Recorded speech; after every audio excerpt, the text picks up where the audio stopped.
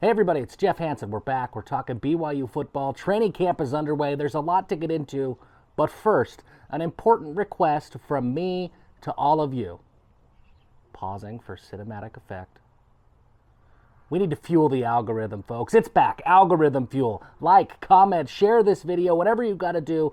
Let's get this let's get this video approved by the YouTube overlords. Let's impress the algorithm. Appreciate you guys and your support. Training camp is here. Ben Bywater announced yesterday that he is stepping away from at least college football. He left the door open that maybe he makes a professional run at some point. It's going to be hard to do without a senior season, but Ben Bywater stepping away from BYU. He's got nerve damage in his shoulder. He talked about it. He doesn't have feeling in his right arm. He's trying to get that back, and the risks of long-term damage and never getting that feeling back were too great, so he had to make the decision to step away from college football, step away from BYU. That's a bummer. It's something we've alluded to on this channel. It's something I first heard Mitch Harper. He talked about it at Big 12 Media Days over on KSL Sports. Mitch Harper talked about the fact that, hey, Ben Bywater's probably not going to play this year, folks. Get prepared. Yesterday, Ben made it official. That's a bummer. 247 career tackles, 15 and a half tackles for loss. Ben Bywater did a little bit of everything. He had pick sixes. He had fumble recoveries, forced fumbles. He was a very, very good player for BYU. And the Cougars are better if Ben Bywater is on the field. So there's nothing we're going to say today should minimize Ben Bywater's impact on BYU or the loss that he is. You wish you had Ben Bywater on your team, and that's a bummer. So best of luck to him in his future.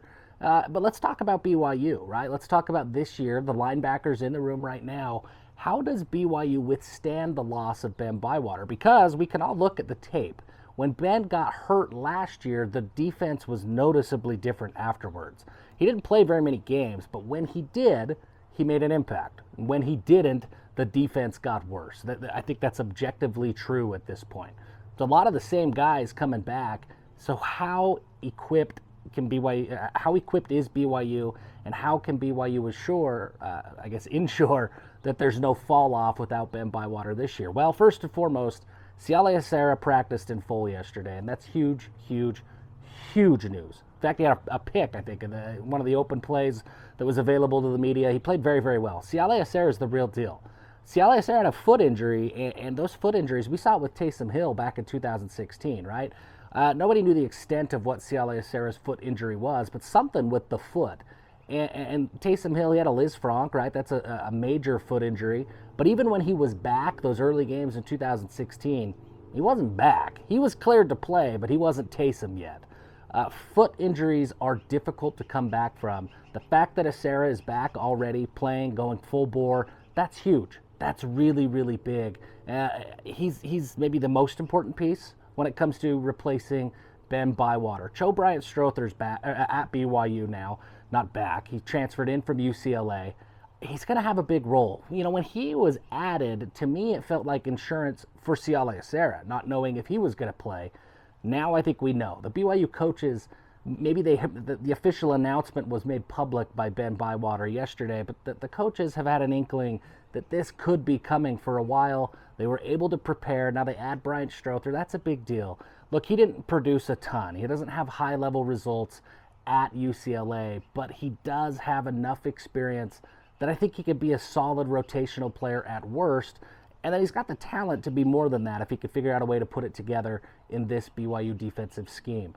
Harry Taggart, he's back. He's got a year under his belt. I think a lot of people, when the four-star transferred in from Oregon, I think a lot of people expected him to make an immediate impact, and to a certain extent he did, especially on special teams. He did play on the field in the defense. He did very, very well. He was still just a freshman and still learning things. He's going to be better just because he's had more time. He knows what to expect from college football. He's been in a locker room. He knows this defense. Harry Taggart's going to have a better year this year, and I think that's important to note. I think that those three guys, Taggart, Esera, Bryant-Strother, that's a good start. Doesn't maybe necessarily replace Ben Bywater. Again, you wish you had Ben on your team no matter what, but I don't think the drop-off is so dramatic that you're suddenly looking at, oh, well, this team's now going to lose 2 more games without Bywater. I don't think that that's the case. I think BYU is going to be able to be just fine. I really like those 3 at the linebacker spot. Some other news and nuggets that came out of the opening day of fall camp. Naki Tuakoi and Josefo Aquila, they are not there. They are working on academic stuff. They had a difficult situation coming out of high school, some stuff in their individual circumstances that were going to make this fall really, really difficult. Hopefully they're able to enroll later on. Hopefully they're here in January. That would be big for the future of the defense. Beyond that, no timeline on a quarterback decision.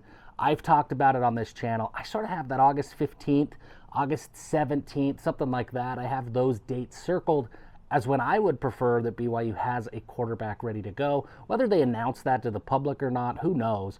But I think that is when BYU needs to have a decision made.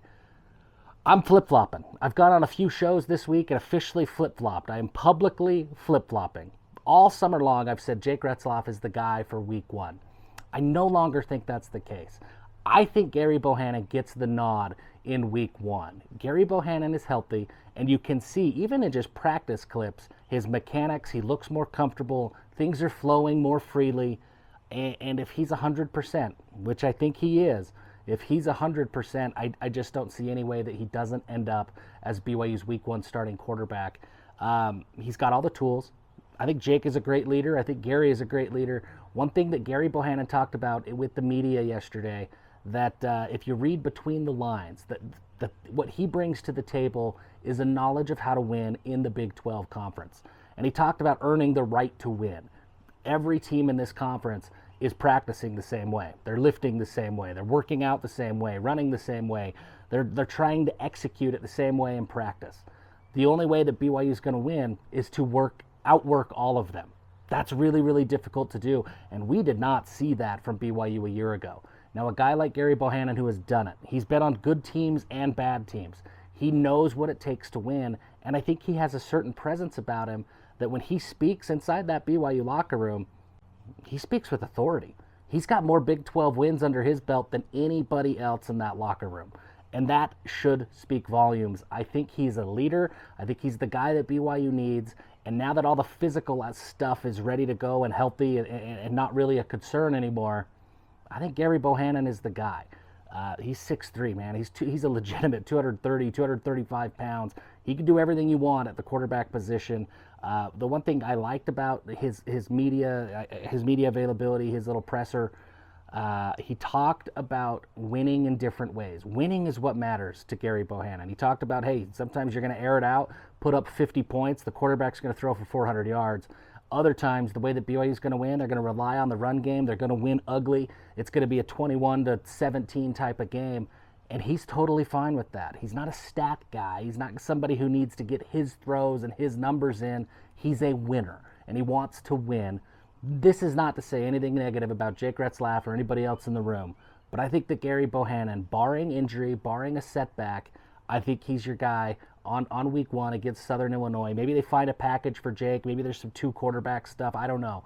But I think that Gerry Bohanon is the guy. He's the front runner, and he's the guy that BYU's coaching staff wants to win this job. He's got to go out and earn it. He's got to go out and do it. But I think that's the guy that BYU's coaches want to win this job. We'll see how that plays out over the course of practice.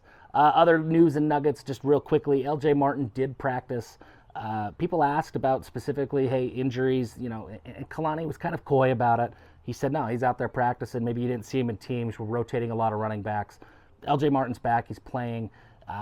Is he back and cleared for physical contact? It's easy to play when there's no pads on, when you're running with just jerseys. Is he going to be able to be cleared for contact? I don't think we're going to get that answer publicly. I don't think we'll get anybody to say anything publicly until it's nearly week 1. But hopefully we're able to see him in media, see him in pads, and then we could start to read between the lines as soon as possible. A lot of news and nuggets to come. It's time. It's football season. We're here. Thank you for fueling the algorithm, for sticking with me here. Subscribe if you haven't. And until next time, folks, give them hell. Go Cougs.